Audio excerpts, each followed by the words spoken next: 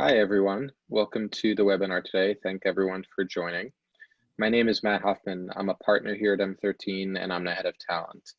And in an unusual time, as always, thank you everyone for taking the time to join us, and thanks to our three amazing panels for taking the time to join us as well. What we want to talk about today is how the world of work is changing, and specifically what that means for managers in organizations. One of the things in which we know to be true is that for any organization, the quality of the management is so important for driving performance, for driving engagement, for driving retention. These are things that we as HR and people leaders know to be true, and that's the case regardless of what type of world you're looking in. What's really interesting now is that's even more true, and like so many things with the current situation is that things that are true become more exacerbated, right? For good and for bad. And so in a world in which people are working remotely more often than not, in a world in which anxiety is much higher than usual, where uncertainty is much higher than usual, where stress is higher than usual, best management practices are even more important to driving these levels of performance and engagement in the organization. So what we're lucky enough to have today is three amazing HR leaders who are going to talk about what they're doing and what they're seeing to help drive performance in organizations and the importance of all sorts of management skills, specifically the quote unquote soft skills, right? So we'll talk about tips and tricks that founders and managers can use in their organization, what it means to build healthy and sustainable management and leadership practices across the organization, to build a high performance culture that lasts through this and through whatever else comes in the future, which none of us can predict in this world. So thank you everyone for joining. I want to give a moment for each of our panelists to introduce themselves. I'd love for them to share a little bit about their background. And then also once we do the round of introductions, I'll ask them to talk a little bit about kind of what they're seeing in their organizations and what they're focusing at a high level around management practices. So let's start with you, Kara. Please just say a few words about yourself and the background for the group. Yeah, I'm happy to share. I'm Kara Brennan-Alamano. I head up the people function, which includes recruiting, HR, learning and development, and workplace at Udemy currently. We're a global organization of about 800, 850 employees by the end of this year. And prior to this, I worked at Planet and Pinterest and have been building HR organizations, building high growth companies for about 20 years now. Great. How about you, Jolie?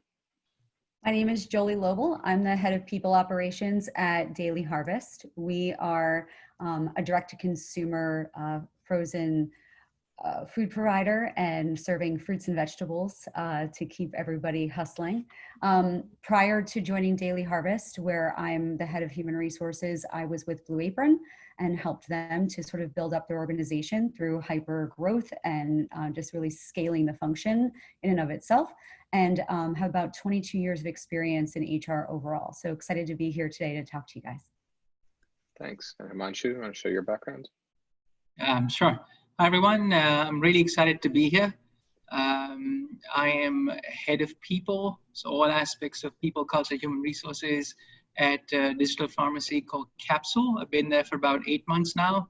I have about 15 years of experience working largely across founder-led financial services companies, professional services firms, growth stage companies in rapidly changing environments in different aspects of the people function. I find that there are some connections to be made between founder-led companies across industries, and in general, I view the people function in these companies through that lens. That's great. And it's a really good segue to what I want to start the conversation around, which is what does it mean, these soft skills in the new world of work? And traditionally, you know, soft skills would always come in quotes, and there would be a real pejorative sense saying, you know, they're nice to have and they're great and they make people feel good. But if you really want to drive a business and you really want to win, you've got to focus on other parts of management. And I think one of the things we're seeing is if that was ever true, it's certainly not true now, right? So I'd love to kind of get each of your perspectives on what do soft skills, what does really good managerial skills look like in the world of working? What's most important, and what are the things that you're seeing being most critical for the teams that you're working with right now? Himanshu, you want to start? Yeah, maybe I'll, since I'm the first person responding to that question, I'll start with, to me, what are soft skills? So to me, soft skills are skills that make people on our teams feel felt as people. They may or may not relate to the specific task or goal at hand, but it just makes us pause and makes us feel recognized as people. I think soft skills are sometimes harder than hard skills, particularly in this kind of environment. And I think they take longer to develop over time, as opposed to some technical skills. So the two soft skills that I have found to be particularly valuable in this kind of environment for managers and leaders are, number one, the ability to just take a step back and understand yourself, your own thoughts and feelings and what you're processing, taking care of yourself before you think about taking care of others and helping others. And then second, just really, really good listening skills to unpack situations and go below the surface to understand what may be going on with individuals or groups that are part of your organization. So those are two things that are relevant for me. To jump on that, I think what's also been extremely evident and important to me during these times from a soft skill perspective for our managers is that we all now share a different type of responsibility from a human resources perspective. And what I think managers need to grow more comfortable with is the idea of being human, being empathetic. And to the point that was just made, going internally to see what is it that you're seeing and you're experiencing and you're feeling right now. And it probably is safe to assume that your team is experiencing some of that as well. We need to be in tune a little bit more than maybe we had been in the past to understanding that there's different experiences that people are going through because of the circumstances that we're living in. And because of those experiences, you're going to see potentially a change in productivity or quality of work. And so just being mindful of those things and being human and being empathetic in your approach are things that I think it's important for us to be focusing on now. Yeah, I would also say that pre-COVID, pre-work from home environment that we're in, and before we have all of this economic disruption, as well as some of the social justice issues that have come up for people, particularly in the US and now globally, we could rely on a lot of in-person informal behaviors that would help smooth over things in our regular work environments.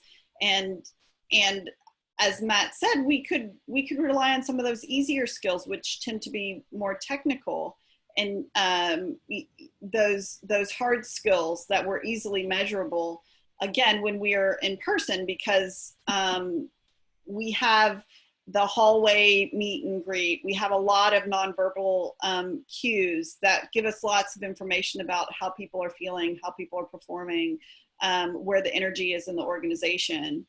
And now that we're work from home, all of that is gone. And the environment has increased dramatically in terms of complexity.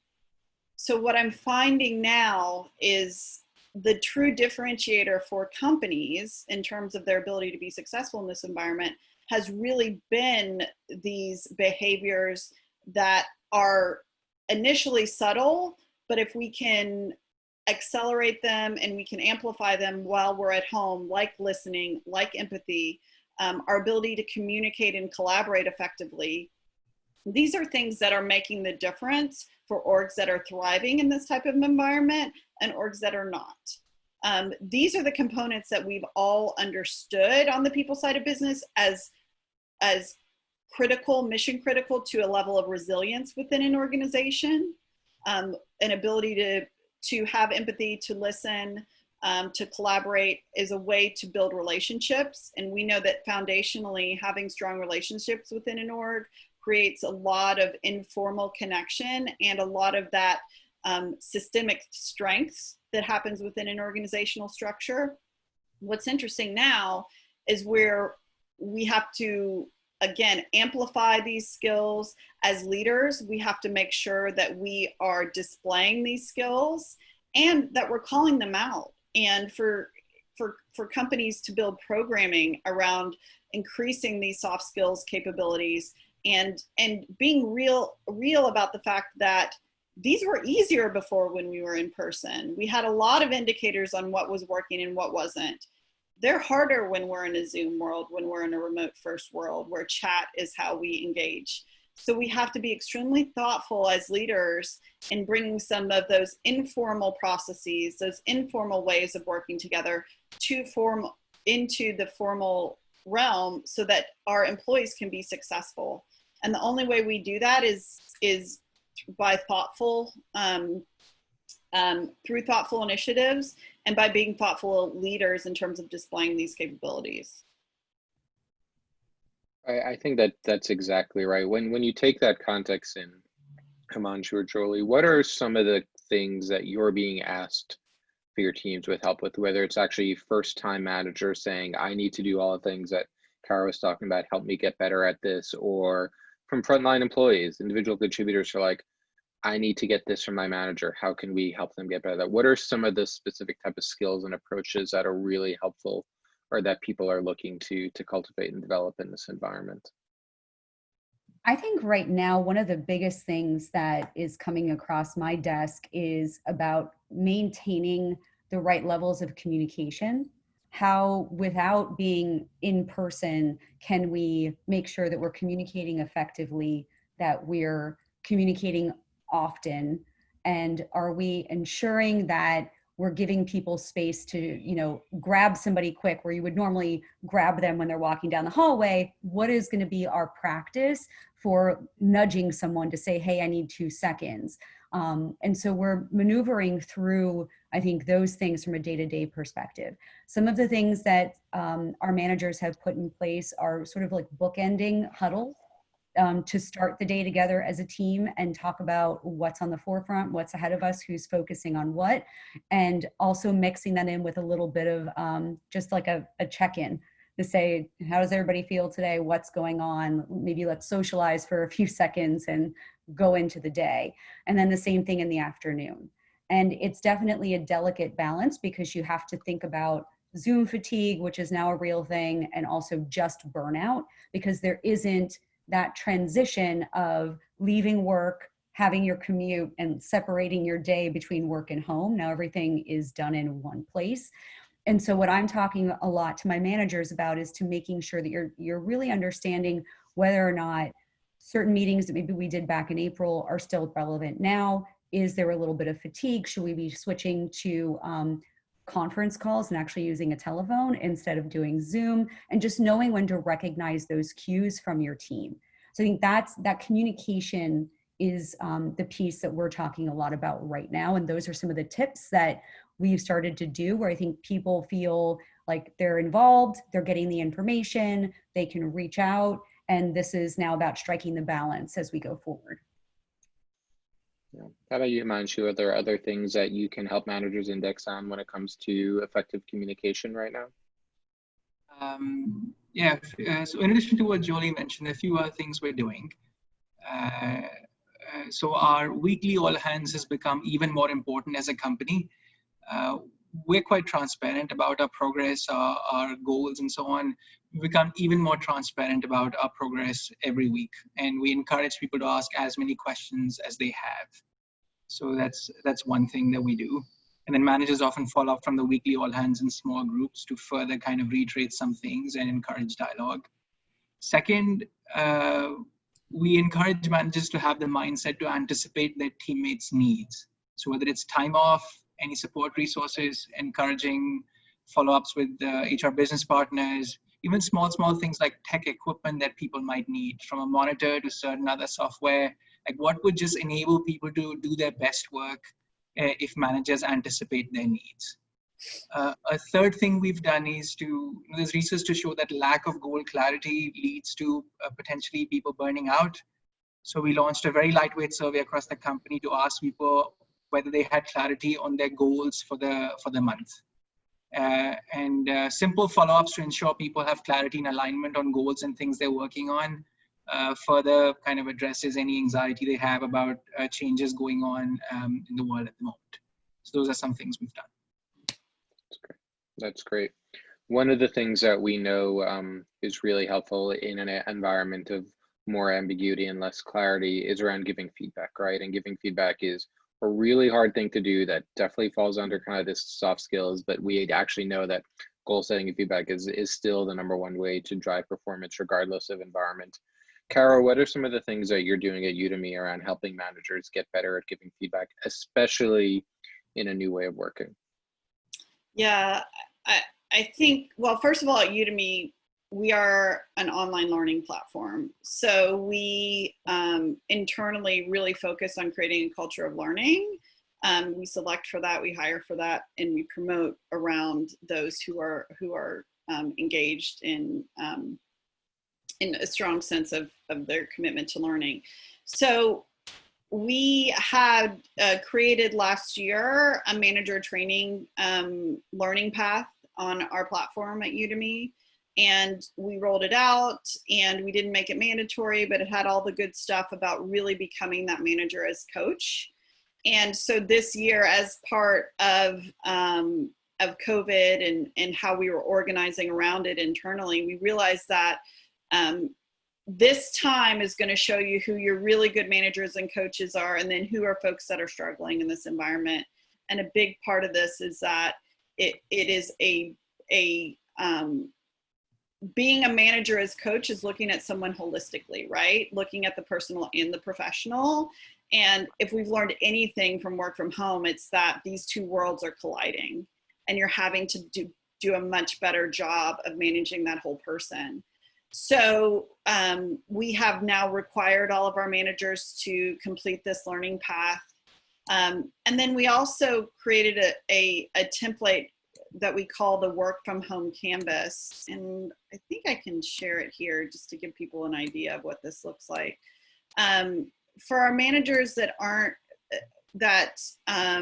just wanted a framework for how to have conversations about how things are working at home versus here, we created this canvas, which is based on Maslow's hierarchy of needs, and it covers both those personal and professional areas. And what we ask of our employees is that they fill this out first, and then they talk with their manager about how to adjust in this new environment that we have. So it gave, it's just a template and a framework for the kinds of conversations that we believe people should be having with their employees. And from my perspective, if you show that commitment to the whole employee, it makes feedback a lot easier. And you're able to talk about feedback within the context of their life experience and their performance. It becomes a relational conversation instead of a hierarchical conversation. And I think that's the first barrier to really connecting and being able to help somebody increase their performance and drive their impact. That's great. Can we share that with panelists after the? Yeah, for sure. Absolutely. I want to do a follow-up, and before I do that, I want to invite people in the audience to please ask questions either through the chat or the Q&A function, and we will get to them.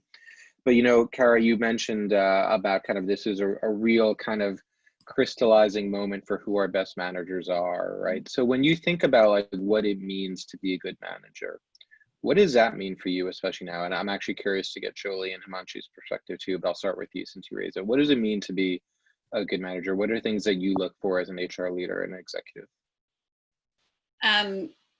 Not to throw a term around here, but I like to really be focused on the servant leadership model.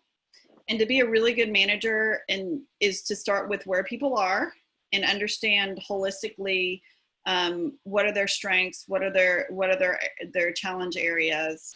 And then as a leader who's focused on development first, it's about how do I help that person enhance their strengths, and how do I as a leader help remove the obstacles to their success. And all of that comes back to listening and understanding and having empathy, as we messaged before. And I would imagine there's a fair amount of intentionality that's required, especially right now, because you have to be so structured in the communication, right?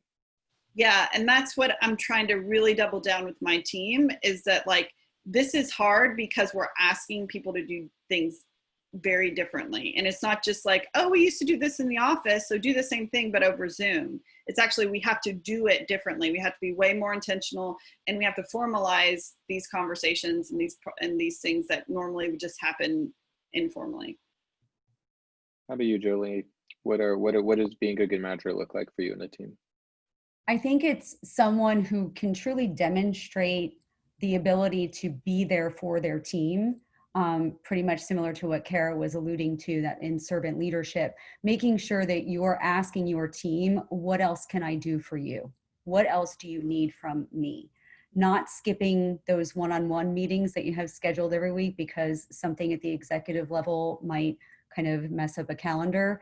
It's really important to invest that 30 minutes or that 1 hour that you have FaceTime with those individuals that report to you, because they're behind the scenes preparing for that conversation. That's a meaningful time for them to get things approved, to share what's happening with them. Maybe they have something that they need to talk to you about, they've been waiting for your attention on. So I would make sure that you're carving and making out that time. And that's what's going to help maintain that consistency and continue the path of communication. I think the other piece is that transparency. Right now, because things are uncertain, whether it's questions that people have about when are you returning to the office, or what might be happening with a project now that, you know, maybe we're not all in the same room together, you don't get all the information that you used to in an in real life experience. It's important for us to be as transparent as possible with our team members, because there is that disconnect of being remote. You want to make sure that they still feel that connectivity and they feel like they're part of something. And so if you can share information, that's going to keep them at the core connected to the company and to the culture as well.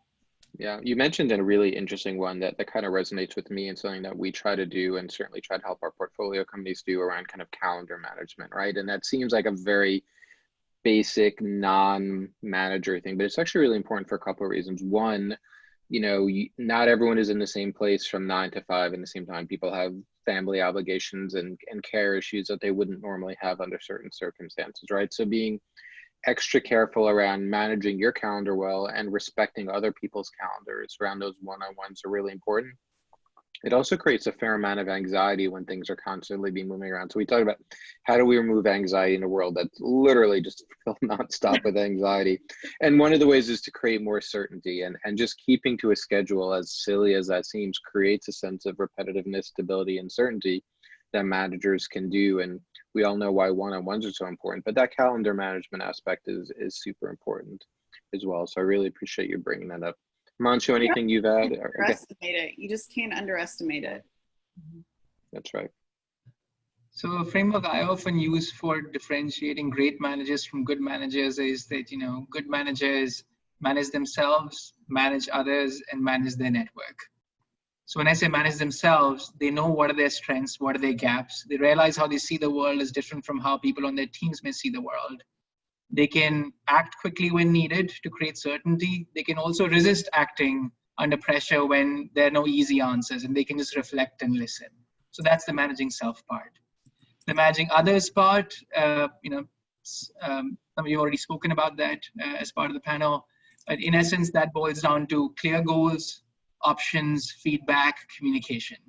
And over communication during these times that can anchor on the ideas of psychological safety and some level of certainty, and almost like a rhythm, an operating rhythm, if you will. And then managing network is about creating, making sure people on your team have access to resources, and you eliminating roadblocks that only you can, given that you are in the managerial seat. So those are, and this idea of mine of self, team, and network is largely based on Linda Hill's work at Harvard Business School around the role of the manager. That's how I think about it.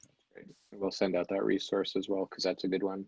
I want to pause for a moment and open it up to questions from the audience, and get anyone who has a thoughts, perspective on it. So someone in the panel is asking, how do you handle a situation when someone is being undermining in a Zoom call, and you can't necessarily, in the same way you could in person, you can't necessarily interrupt a conversation or give feedback in a way that makes you look disruptive or defensive. So when you have people acting, you know, potentially inappropriately or not giving the same space on the Zoom call, how do you help leaders kind of manage those conversations or give the feedback in a way, because you don't have the benefit of body language or other kind of things? So that's a good question around kind of just managing inappropriate behaviors in a non-traditional setting. I'm curious how you would counsel the person in our audience in that one.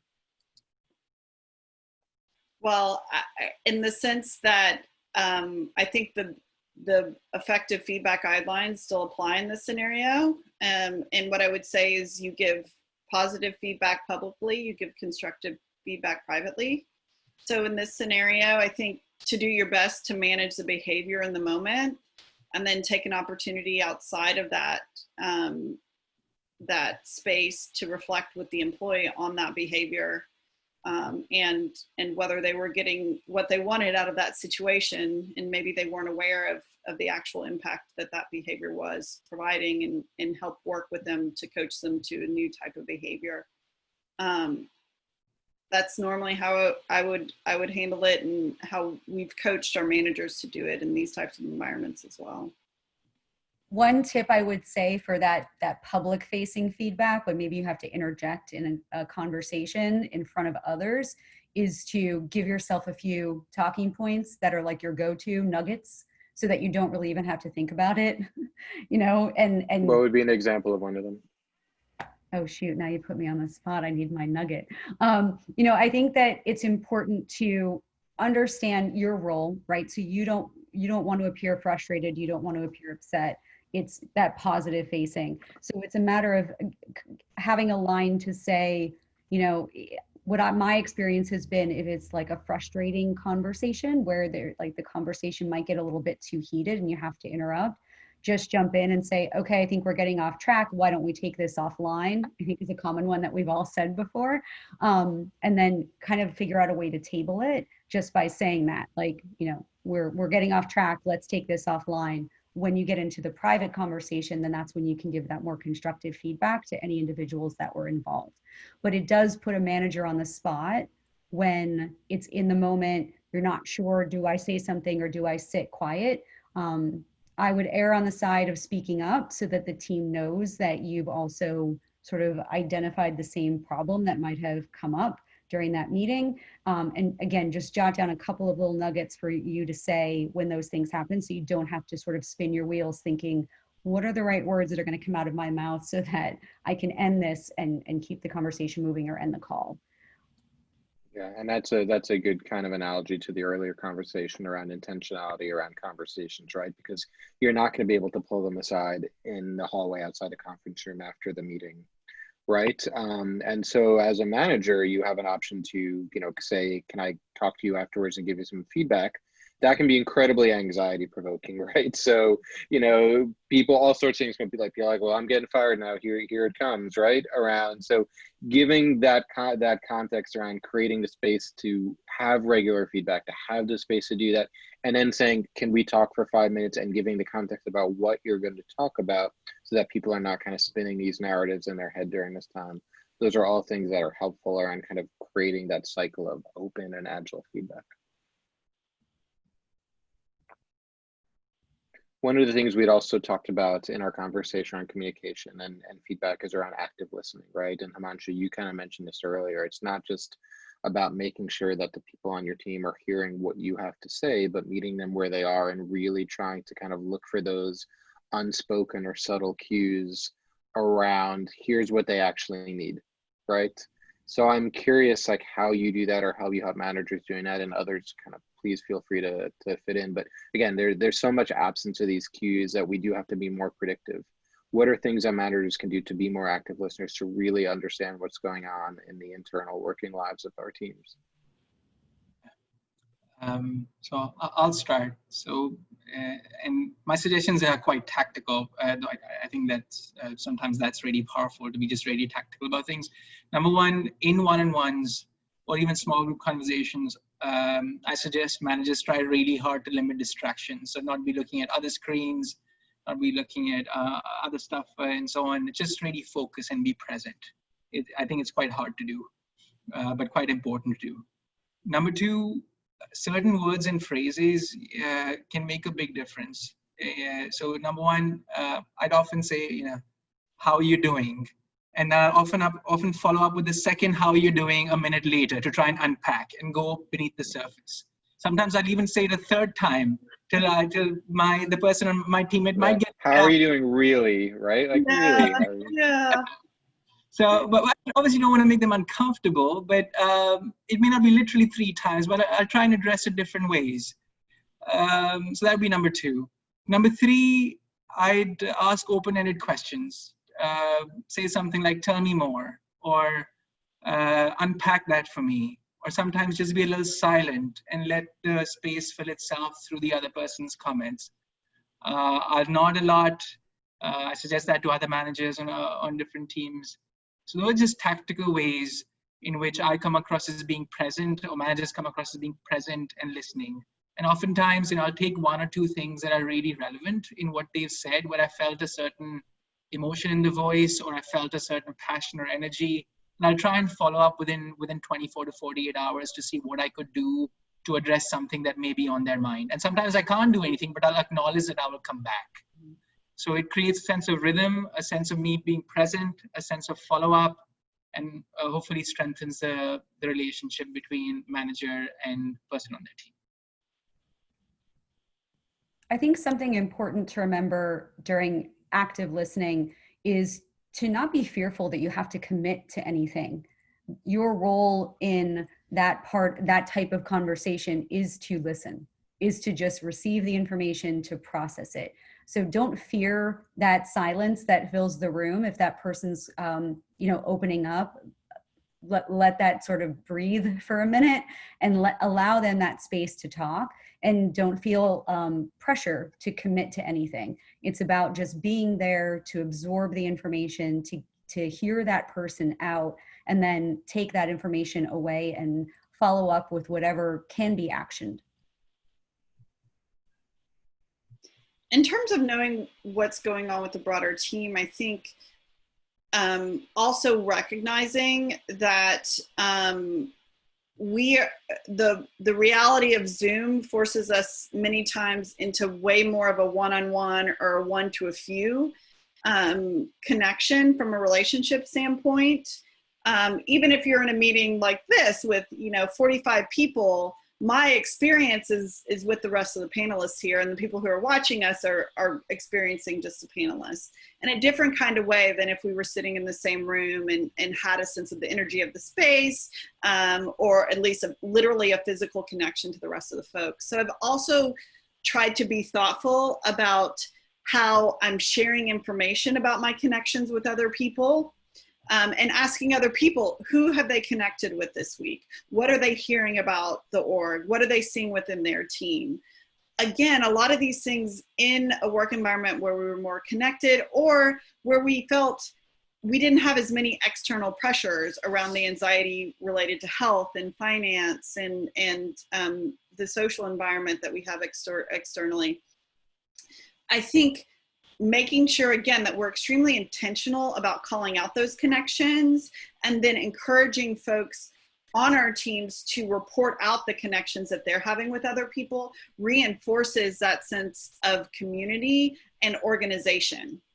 And I think as a leader, I've learned so much more when I ask, hey, who have you talked to so far this week? What are some of the themes you're seeing? Or like, oh my gosh, I haven't heard from Daniel. I haven't had a chance to connect with him, since 2 weeks ago. What's happening with him? I think, again, we have to be really thoughtful about the things that used to just happen formally when we were in the same space, or when we were not dealing with all these pressures that we used to have to deal with, and help narrow down, yet replicate some of that sense of connectedness as leaders.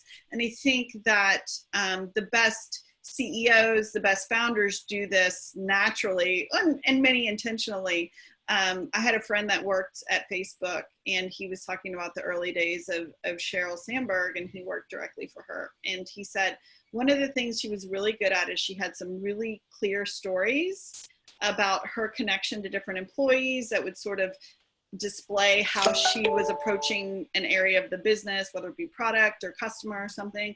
And those stories would be repeated throughout her discussions with different folks within the org.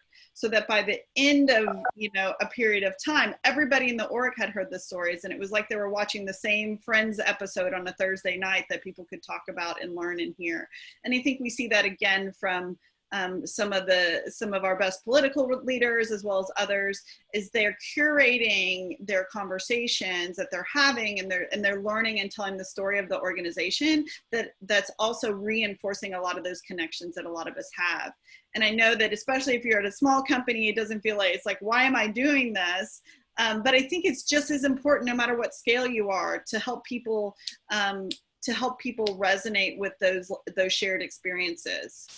That's actually what culture is, right? Culture is in so many ways just shared stories and shared interpretations and meaning. And the way that culture gets built and the way that culture gets scaled is through those shared stories. That's what it means to have an aligned culture. So I think that's very relevant. And it's a great thing for our last topic, which we'll wrap up on, which is around how you create community as a manager. And we know how important community is to create that culture, especially for scaling companies. You know, in a world where, you know, we're all in this together has really kind of taken on new meaning, right? People are more focused than ever inward on the organization. We're all working, letting people into our homes. We're all taking Zoom calls from our living rooms or our bedrooms or our basements. So we've got that shared community, and it's so important. What does that mean for managers to help create that? And how does that drive performance in a way that's so critical to what we've been talking about? I can briefly begin. I think that it's about reaching out to your peers and knowing that this is an odd time for everyone, and that everyone is sharing in this similar or same barriers or obstacles, and not being sort of siloed in what your experience is, but reaching out and understanding what are some best practices, what are other people doing, what can you do to jump in and say, oh, I got this great idea from talking to so-and-so from a different company, or even just another manager that's a peer on cross-functionally within your organization. I think it's important for us to share those stories, share those experiences. One of the things that we've been doing is recognizing that we have such a various population with different experiences in work from home life. And so in our weekly all hands, we've started sharing our quarantine stories. And it's really helpful for people to talk about the phases that they've gone through, who was baking bread and who was knitting and who was wandering around the city looking for a coffee shop to open. And that sort of created communities in and of itself, where working parents that are also being, teachers and daycare workers while working, it created a Slack channel for that group. And so we're seeing those sort of pop up so people can share their experiences, and it sort of created these communities within the organization. So really sharing those stories and getting a sense of what everyone else is doing so that you can create, you could benefit from their learnings. That creates that vulnerability and that shared humanity, which creates those manager connections that you were talking about, right? One thing. I'm sorry, go. I'll go. Thank you. So many managers, particularly new managers, don't quite realize that the challenges they face as managers are similar to the challenges that other managers face. So they might feel a sense of being alone in the difficulty of being a new manager because the manager role is fundamentally different from that of an individual contributor role. So one thing that I have found powerful in my current role and prior roles is to bring managers together as a community of peers who discuss and problem solve each other's challenges. And it almost becomes like this case study situation where they share in summary the challenges they face. And through the practice of management, the trial and error that is inherently management, they can just share their experiences and kind of help each other move forward. So that enhances their capabilities as managers while actually creating a sense of community among managers. And as the organization scales, this peer-led learning and building manager capability scales to the next level manager down, or the new class of managers. That way you influence and build a culture of learning and constant development for managers that is more powerful than formal classroom experiences sometimes. So that's one thing I've tried to build a community. No matter how experienced manager are, there's new things that every manager, like maybe a manager's never hired anyone remotely or onboarded anyone remotely. Like we're all going through these things together. So creating that shared learning is so helpful.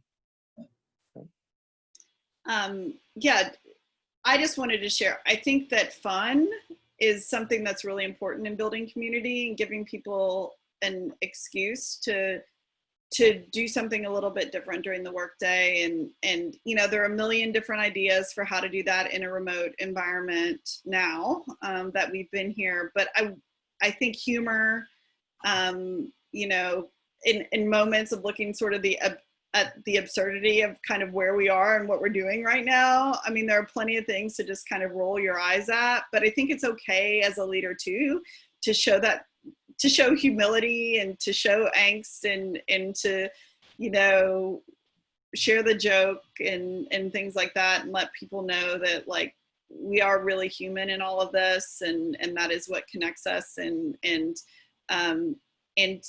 I think that's as important from an empathy perspective, is inviting people to share some of the silly moments as well. And I know that sounds super cheesy, but I think on some days when it's been really, really hard, sometimes just the hilarious slacks or a GIF or something like that from folks on the team here at Udemy have been like day savers or afternoon savers for me. So I think, but I do think it's something you need permission from your leadership.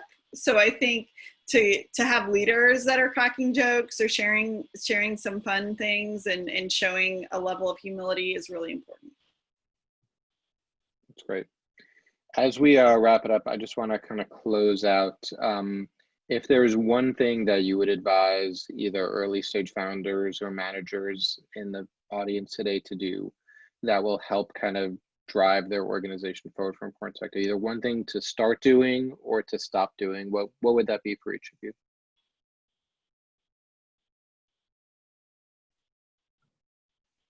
I think from my perspective, it's start seeing this as a way of doing business and stop thinking that it's just sort of bringing the workplace online. It's actually a fundamentally different way of interacting and building an organization. So you have to accommodate for that. And it's a lot of thoughtfulness, and there is a good amount of new behaviors and new work that has to be done. I'd say for start doing, I'd say have the mindset of talking to people on your teams as person before you talk to the role they are in.